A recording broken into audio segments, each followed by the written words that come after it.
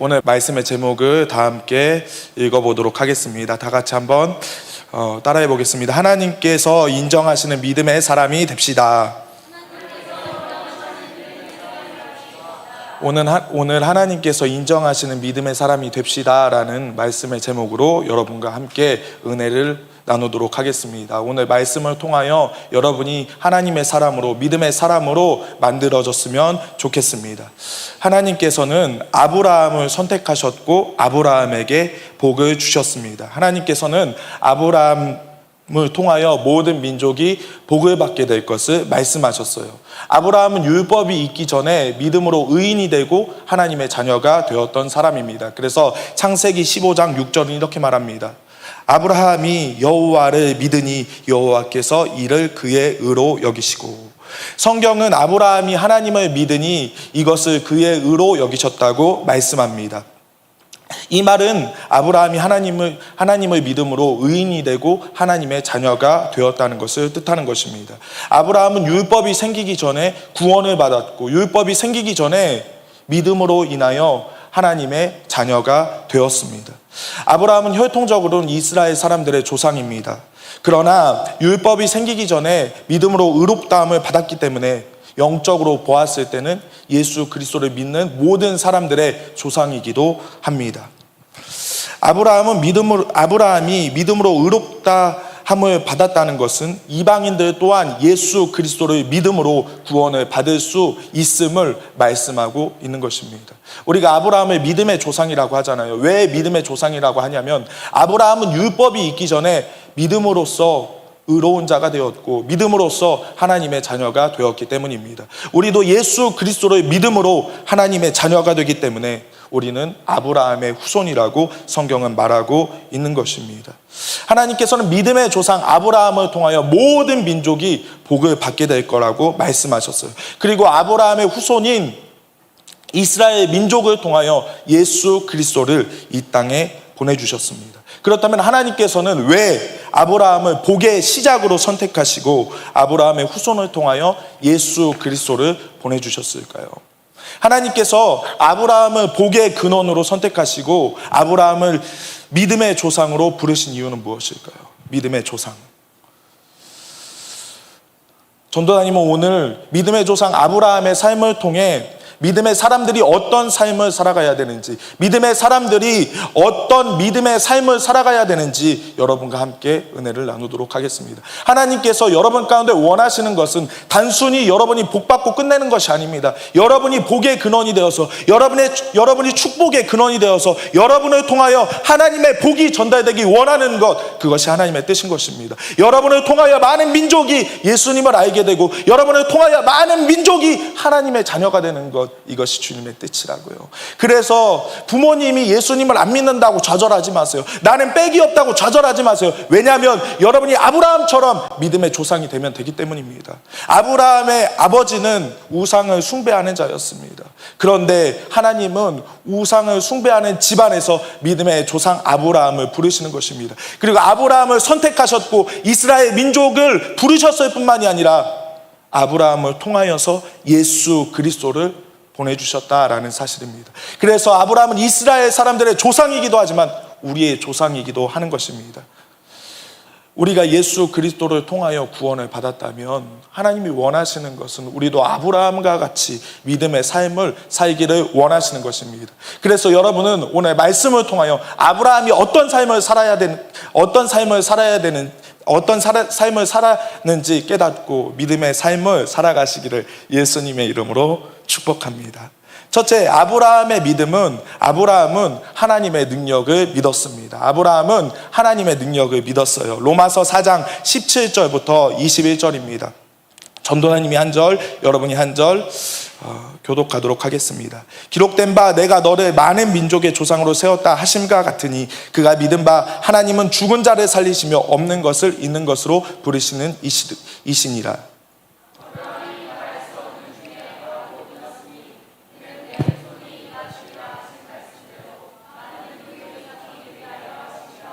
그가 백세나 되어 자기 몸이 죽은 것 같고 사라의 태가 죽은 것 같음을 알고도 믿음이 약하여지지 아니하고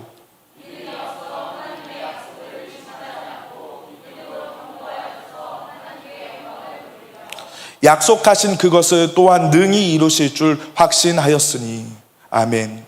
하나님은 아브라함이 75세 때에 아브라함에게 나타나셔서 본토 친척 아비의 집을 떠나라고 말씀하셨습니다. 그리고 내가 지시할 땅으로 가라고 말씀하셨어요. 그러면서 너를 축복하는 자에겐 내가 축복하고 너를 저주하는 자에겐 내가 저주하리니 너는 복의 근원이 되지라.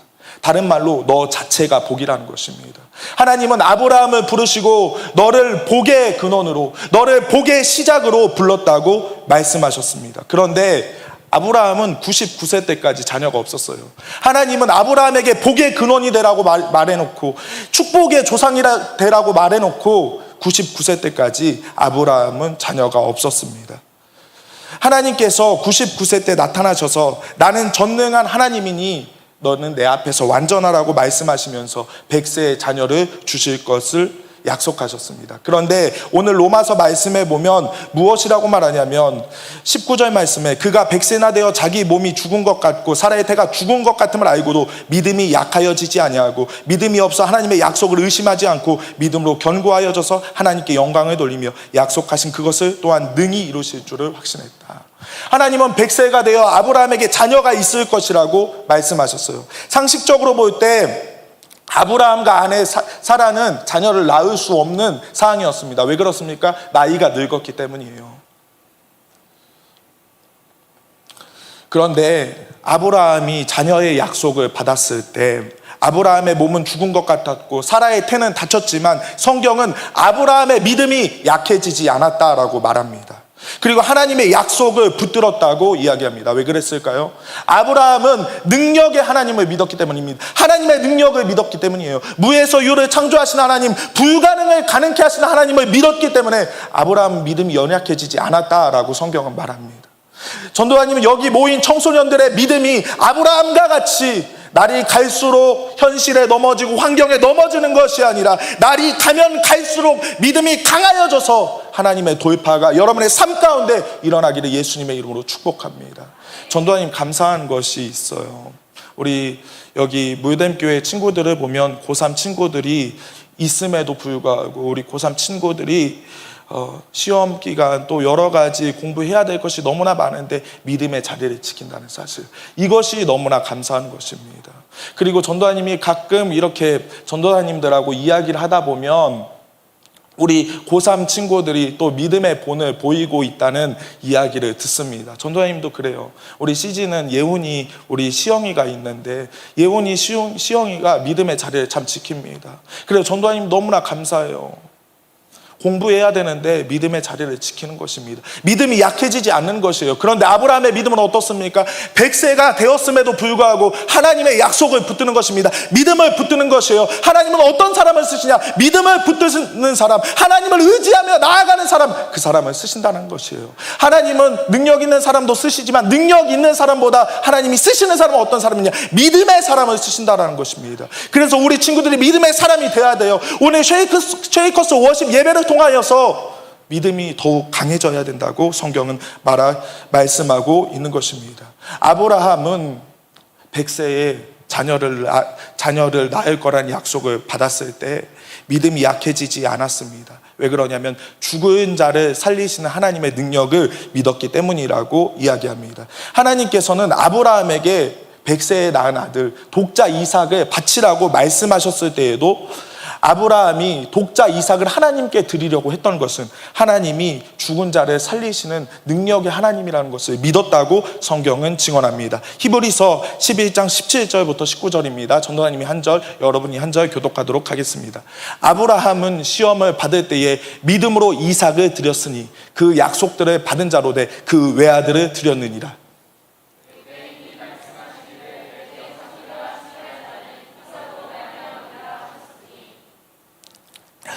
그가 하나님이 능히 이삭을 죽은 자 가운데서 다시 살리실 줄로 생각한지라 비유컨대 그를 죽은 자 가운데서 도로 받은 것이니라. 아브라함은 100세에 낳은 아들을 무척 사랑했습니다. 그래서 하나님께서는 아브라함이 하나님을 더 사랑하는지 이삭을 더 사랑하는지 알고 싶으셨어요. 그런데 아브라함은 독자 이삭을 드리라는 하나님의 명령에 순종하여서 이삭을 드리려고 했습니다. 아브라함이 독자 이삭을 하나님께 드리려고 했던 것은 아브라함이 죽은 자를 살리시는 하나님의 능력을 믿었기 때문이라고 이야기합니다. 아브라함이 100세가 되었을 때, 자녀가 하나님이 자녀를 주시겠다는 약속을 받았을 때에도 아브라함은 똑같은 믿음을 가졌어요. 하나님은 없는 것을 있게 하는 하나님이시다. 하나님은 죽은 자를 살리시는 하나님이시다. 그런데 이삭을 드리려고 했던 것 역시 똑같은 믿음이 있었다고 이야기합니다. 19절 다시 한번 읽겠습니다. 다 같이 한번 읽겠습니다. 시작. 그가 하나님이 능히 이삭을 죽은 자 가운데서 다시 살리실 줄로 생각한지라 비유컨대 그를 죽은 자 가운데서 도로 받은 것이니라. 아브라함이 어떤 믿음을 가졌나요? 내가 이삭을 드려도 하나님은 이 이삭을 살리실 거야. 나는 불가능하지만 하나님은 능력이 있는 하나님이셔. 나는 하나님의 능력을 신뢰해. 그런 믿음을 가지고 이삭을 드렸다는 것이에요. 그렇게 드렸더니 성경은 뭐라고 합니까? 죽음 가운데서 이삭을 도로 받았다고 이야기합니다.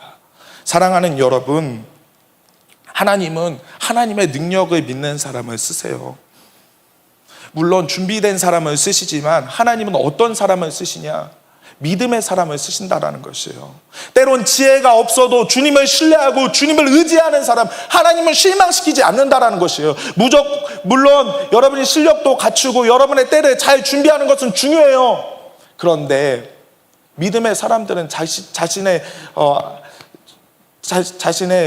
실력을 준비할 수밖에 없습니다. 그런데 세상적으로 봤을 때 조금 떨어진다 할지라도 여러분이 믿음으로 주님을 바라보고 여러분이 믿음으로 살아가면 하나님은 그 사람을 축복하신다라는 사실입니다. 아브라함은 하나님의 능력을 믿었기 때문에 하나님은 아브라함을 믿음의 조상으로 부르신 것이에요. 아브라함은 불가능을 가능케 하신 하나님의 능력을 믿었습니다. 그렇다면 신약시대 하나님의 능력은 구체적으로 무엇을 의미하는 것일까요? 복음과 성령의 능력을 뜻하는데 성경은 뭐라고 말하냐면 성경은 복음이 모든 사람에게 구원을 주신 하나님의 능력이라고 말씀합니다. 왜냐하면 복음을 통하여서 많은 사람들이 구원받고 복음을 통하여서 죽었던 영혼들이 살아나기 때문입니다. 그래서 복음은 모든 사람에게 구원을 주신 하나님의 능력이라고 말해요. 그런데 이런 복음의 능력을 체험하기 위해서는 어떻게 해야 합니까? 성령의 능력을 체험해야 된다고 성경은 이야기합니다. 사도행전 1장 8절입니다.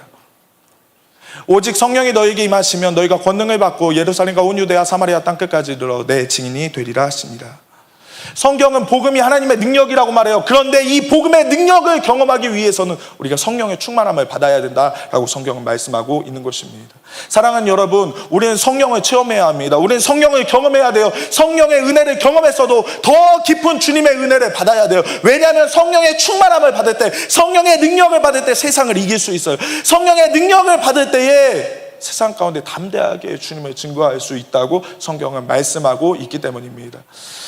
CG 청소년들은 저번 주 초원 친교 때 우리 청년들, CG 청년들과 함께 버스킹을 갔습니다. 그런데 버스킹을 이렇게 하는데 예훈이가 한 명을 데리고 와요. 그러면서 전도사님 저랑 펜싱을 같이 하는 친구래요. 예훈이랑 거의 실력이 비슷한 라이벌이 한 명 있어요. 근데 그 친구를 데리고 온 거예요. 우리 예훈이는 좀 약간 순하게 잘생겼는데 그 친구는 약간 약간 양아치 같은 느낌이랄까? 그냥 약간 잘생긴 느낌?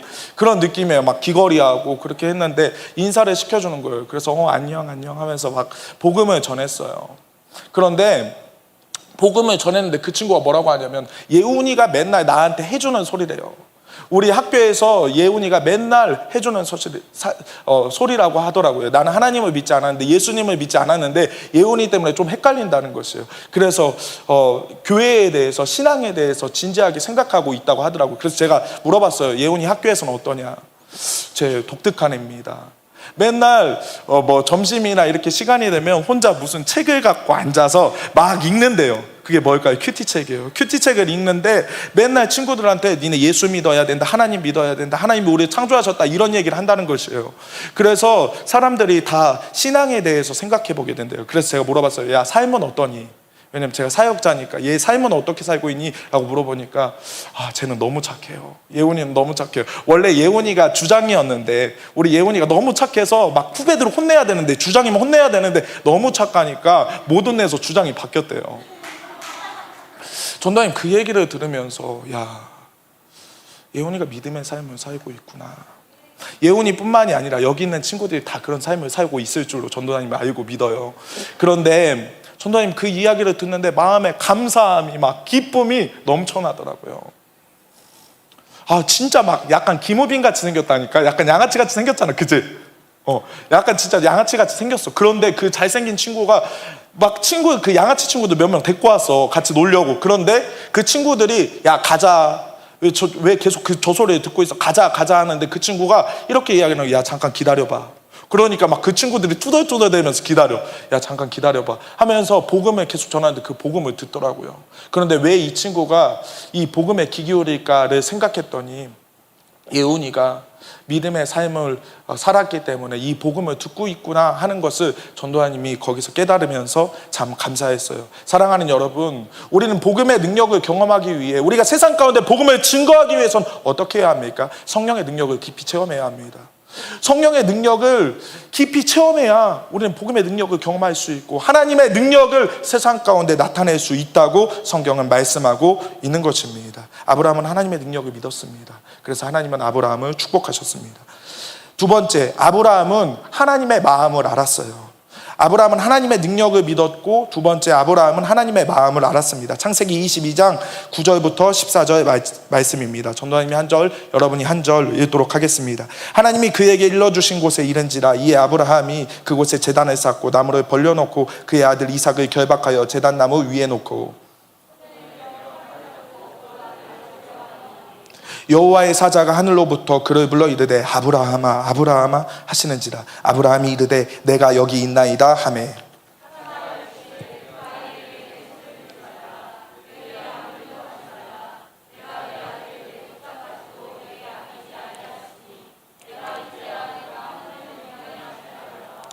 아브라함이 눈을 들어 살펴본즉 한 순양이 뒤에 있는데 뿔이 수풀에 걸려 있는지라 아브라함이 가서 그 순양을 가져다가 아들을 대신하여 번제로 드렸더라.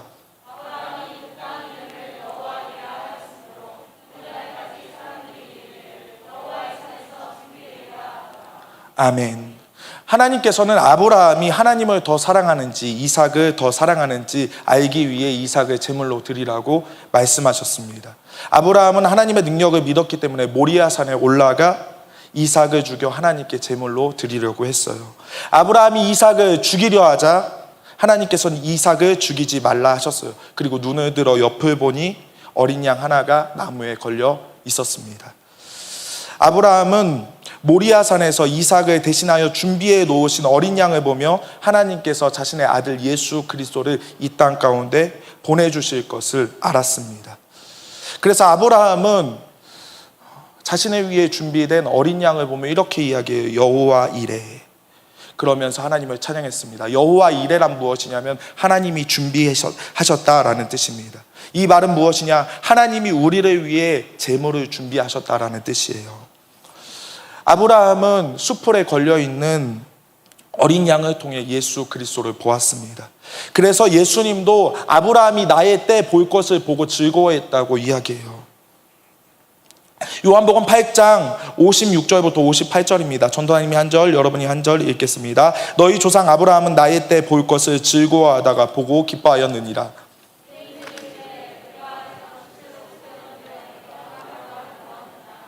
예수께서 이르시되 진실로 진실로 너희에게 이르노니 아브라함이 나기 전부터 내가 있었느니라 하시니. 아멘. 예수님은 유대인들에게 무엇이라고 말하냐면 아브라함이 나의 때 볼 것을 보고 즐거워했다. 너희는 나를 핍박하지만 아브라함은 나를 보고 즐거워했다는 것입니다. 내가 이 땅에 올 것을 알고 기뻐했다는 것입니다. 아브라함은 언제 주님이 이 땅 가운데 오시는 것을 볼 수 있었을까요? 그리고 아브라함이 본 이 때는 무엇일까요? 요한복음에서 이 때, 아브라함이 나의 때 볼 것을 보고 즐거워했다는 이 때는 십자가의 구속의 때를 의미합니다. 요한복음 7장 30절 한번 다 같이 읽겠습니다. 시작. 그들이 예수를 잡고자 하나 손을 대는 자가 없으니 이는 그의 때가 아직 이르지 아니하였습니다. 죽이려 하는데 아직 예수님이 죽을 때가 안 됐다는 것입니다. 마가복음 14장 35절 다 같이 읽겠습니다. 시작. 조금 나아가사 땅에 엎드려 될 수 있는 대로 이 때가 자기에게서 지나가기를 구하여. 이 때가 언제입니까? 예수님의 십자가의 죽음의 때입니다. 요한복음 12장 23절 다 같이 읽겠습니다. 시작.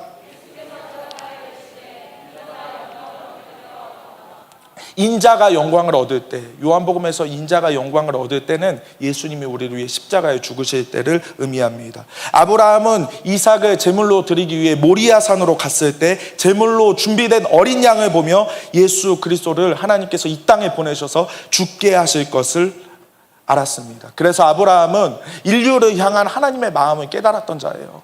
하나님이 먼 미래에 예수 그리스도를 이 양과 같이 죽여서 하나님의 아들이 제물이 되어서 우리를 위해 죽게 될 것, 이것을 알았던 사람, 이 사람이 아브라함이라고 성경은 말씀하고 있는 것입니다.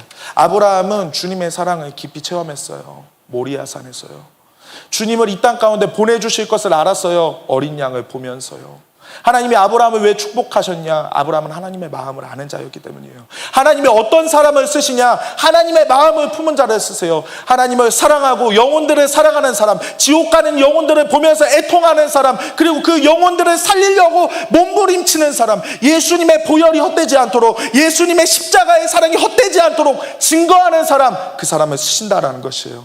아브라함은 하나님의 능력을 믿었어요. 하나님의 능력을 믿을 뿐 아니라 하나님의 마음도 알았다라는 것이에요. 어떤 마음이요? 하나님의 아들을 죽여 인류를 구원할 거라는 그 마음을 아는 사람을 하나님 쓰신다라는 것이에요. 하나님 어떤 사람을 쓰십니까?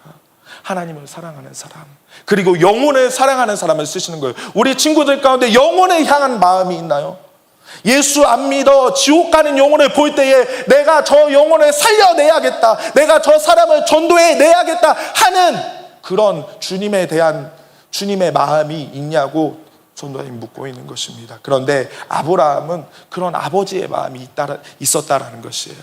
아버지의 마음이 무엇입니까? 죽어가는 영혼들을 볼 때에 아들을 죽여 살리고 싶은, 지옥 가는 영혼들을 볼 때에 아들을 보내 구원하고 싶은 그 주님의 마음, 그 주님의 마음이 아브라함에게는 있었다라는 것이에요. 전도사님이 대학교 3학년 때 고민했던 것들이 있습니다. 그것은 무엇이냐면, 많은 크리스천들이 교회를 다니고 신앙생활 하지만 왜 교회 밖에서는 아무 능력도 발휘하지 못할까? 왜 예수님을 담대히 전하지 못할까? 교회에서는 큰소리치고 교회에서는 능력이 있는데 왜 세상 가운데 나아가면 담대하게 예수님을 자랑하지 못할까 하는 고민이 있었어요. 그런데 그것은 전도사님에 대한 고민이기도 했어요. 그런데 대학교 3학년 때 금강현 교수님이라는 교수님이 저희 학교 계시는데, 그 교수님이 신학생들 앞에 이렇게 물어보더라고요. 여러분 구원 받았습니까? 이렇게 질문했어요. 그러니까 신학생들이 뭐라고 했겠어요? 예, 구원 받았습니다. 나는 예수님의 십자가의 은혜로 구속 받았습니다 라고 이야기를 했어요. 그런데 교수님이 또 한 가지 질문을 하시는 거예요. 뭐라고 질문하느냐? 여러분 그러면 증인의 삶을 살고 계십니까? 라고 이렇게 질문하는 것이에요. 제가 그 질문을 딱 듣는데 전도사님 마음 가운데 쾅 하고 부딪혔어요. 아, 나 예수님 믿어서 구원 받았어. 그런데 나는 증인의 삶을 살고 있는가? 나는 담대하게 예수님을 증거하고 있는가? 라는 것을 뒤돌아봤을 때 전도사님도 그것이 비수처럼 전도사님 마음에 훅 들어온 것입니다. 아, 맞다. 나는 예수님을 믿었는데 왜 담대하게 복음을 전하지 못할까? 이런 생각을 했다라는 것이에요. 그래서 전도사님이 어떤 생각을 했냐면, 아, 내가 예수 믿고 구원받았으니까 이제 복음을 전하는 삶을 살아야겠다라는 생각을 했습니다. 그래서 전도사님 마음 가운데 결단이 일어났어요. 어떤 결단이 일어났느냐? 내가 담대히 세상 가운데 나가서 복음을 전하지 못하지만 교회 안에 돌봄이 필요한 영혼들, 이 누구일까라고 생각을 하게 되었고, 우리 교회, 그 당시에 전도사님이 섬기던 교회에 한 80세가 되었는데 몸이 안 좋아 교회를 못 나오시는 할아버지가 계셨고, 10년 이상 정신병으로 밖을 나오지 못하는 형이 있었어요. 사람들은 그 형을 가리켜 귀신 들렸다고 했죠. 그리고 한 명은 몸이 지체장애인이라 거동하기 불편한 집사님이 계십니다. 그런데 그 집사님은 혼자 자녀들을 키우는데 그 자녀들이 다 대학가에 있었어요. 그러니까 주중에도 주말에도 그 집사님을 돌볼 사람이 없는 거죠. 그래서 전도사님이 결단을 했어요. 내가 담대하게 나아가서 복음을 지금 당장 전하지 못하더라도 매주 금요일마다 이분들을 신방해야겠다. 그래서 매주 금요일이면 학교에서 빨리 그 고향에 내려와서 그분들을 신방하기 시작했습니다. 그들에게 복음을 전했고 그들과 함께 예배했고 그들과 함께 떡을 떼면서 교제를 했습니다. 그리고 전도사님이 또 누구를 전도해야 될까 생각을 하는데 전도사님 부모님이 기도하시는 기도 제목이 무엇이냐면 외할머니가 예수님을 믿지 않고 있어서 외할머니가 구원받게 해달라고 전도사님 어머니가 권사님이 날마다 기도를 했습니다. 그래서 전도사님 결단한 것이 있어요. 내가 우리 교회 사역하는 동안 우리 할머니에게 복음을 전해야겠다. 그래서 전도사님 집에서 할머니 집까지 한 40분에서 50분 정도의 거리가 걸렸는데 한 달에 2번씩 가서 복음을 전하기 시작했어요.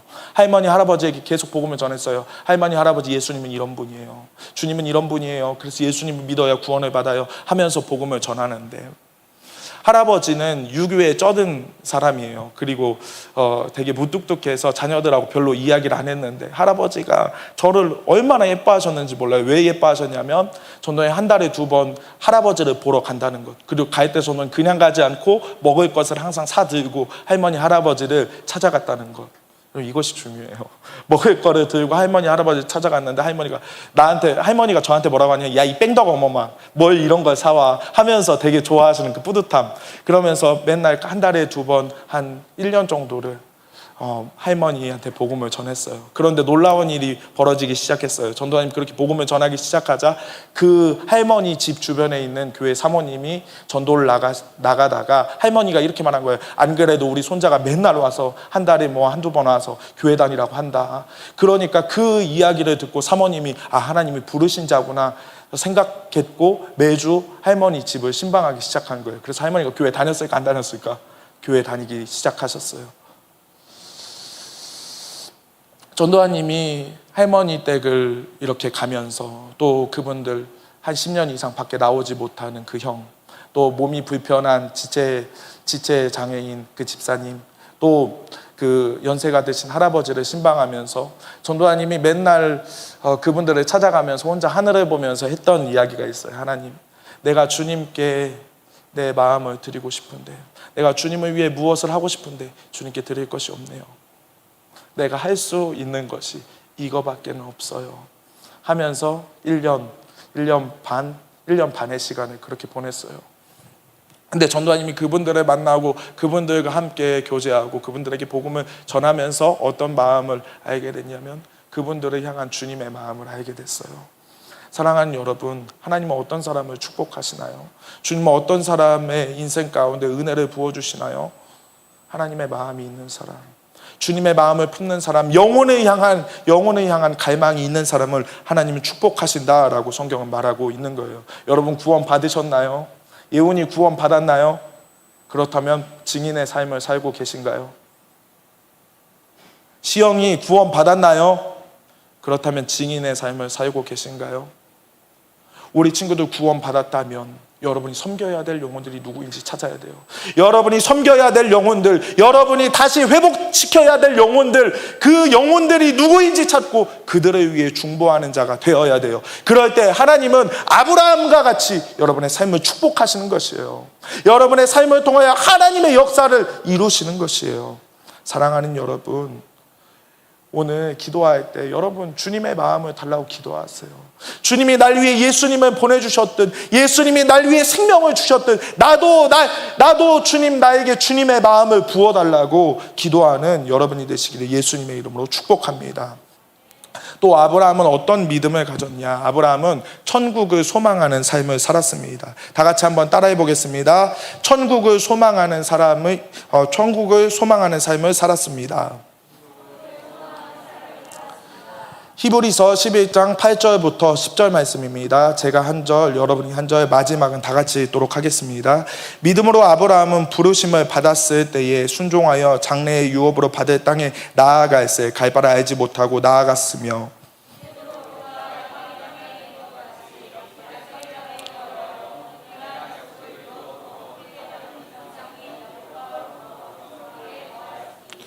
이는 그가 하나님이 계획하시고 지으실 터가 있는 성을 바라봤습니다. 아멘. 하나님께서는 아브라함을 선택하시고 아브라함에게 복을 주시면서 너의 본토 친척 아비집을 떠나 내가 내게 명령한 땅으로 가라고 말씀하셨습니다. 가나안 땅으로 가라는 것이죠.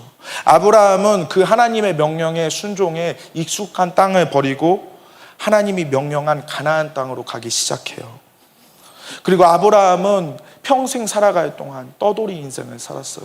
그런데 놀라운 사실이 있어요. 아브라함은 그런 삶을 살았지만 아브라함은 평생 하나님 말씀에 순종했다는 것이에요. 때론 두려움이 앞에 엄습할 때도 있었지만 아브라함이 선택한 것은 믿음이었어요. 아브라함은 주님의 명령에 순종하는 삶을 살아갔어요. 왜냐하면 아브라함은 이 땅이 끝이 아니라 영원한 세계가 있음을 알았기 때문이라고 성경은 이야기해요. 사랑하는 여러분, 믿음의 사람들은 하나님이 다스리시는 천국이 있음을 믿고 천국을 소망하는 삶을 살아가야 돼요. 아브라함이 하나님이 본토 친척 아비집을 떠나라고 명령하셨을 때 갈 바를 알지 못했지만 순종할 수 있었던 것은, 성경은 무엇이라고 말하느냐? 그가 하나님이 계획하시고 지으실 터가 있는 성을 바라봤다. 이 성은 무엇이냐? 천국을 바라봤다라는 것이에요. 우리는 예수 그리스도를 믿음으로 하나님의 자녀가 되고 천국을 상속으로 받은 자예요. 그래서 우리는 하나님 나라를 소망해야 된다고 성경은 이야기해요. 그런데 하나님 나라를 소망하는 사람, 천국을 소망하는 사람은 어떤 삶을 살아야 되느냐? 천국을 소망하는 사람들은 하나님과 동행하며 이 땅 가운데 하나님 나라를 세워가는 사람들이 되어야 된다고 성경은 이야기해요.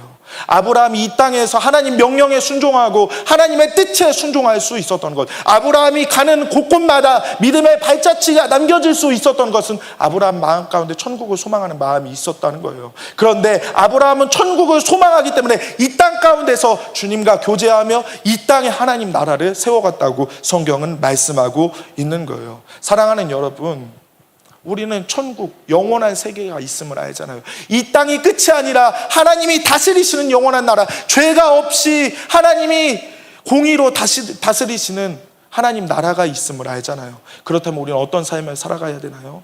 이 땅 가운데 그 하나님 나라를 이루는 사람이 되어야 된다고 성경은 말씀하고 있는 거예요. 전도사님이 옛날에 새가족반 양육을 하면서 우리 친구들한테 이렇게 이야기한 적이 있어요. 천국은, 하나님 나라는 하나님이 다스리시는 곳이다. 천국은 장소적 개념이고 하나님 나라는 하나님이 통치하시고 하나님 다스리시는 곳이다. 우리가 예수님을 믿으면 예수님이 우리의 마음을 다스리시기 때문에 우리 마음이 하나님 나라가 되는 것이다. 그리고 예수님을 믿는 사람을 통하여 이 땅 가운데 하나님이 다스리신 하나님 나라가 이루어지는 거라고 이야기했어요. 그런데 어떤 사람이 천국 가느냐, 어떤 사람이 구원받느냐, 이 땅 가운데서 하나님과 교제하며 하나님 나라를 이루는 사람, 이 땅에서 주님을 사랑하며 주님과 교제하는 사람, 그 사람이 천국에 갈 수 있다고 이야기했어요. 저희 담임 목사님도 한번 그때 설교를 하셨죠.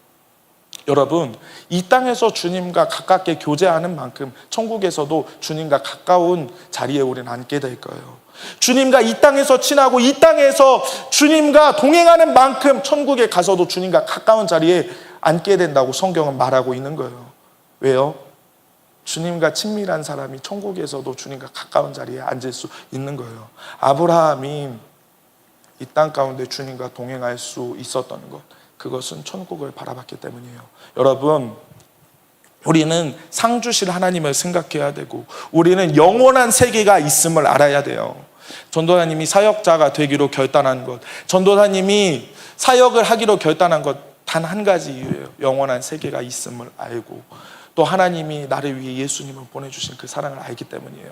여러분, 영원한 세계가 없다면, 천국과 지옥이 없다면, 하나님이 살아계시지 않다면 우리는 하나님을 믿을 필요가 사실은 없는 거예요. 그런데 하나님이 살아계시고 예수님이 살아계시고 천국은 있기 때문에, 영원한 세계가 있기 때문에 우리는 영원한 세계를 향하여 달려가는 거예요.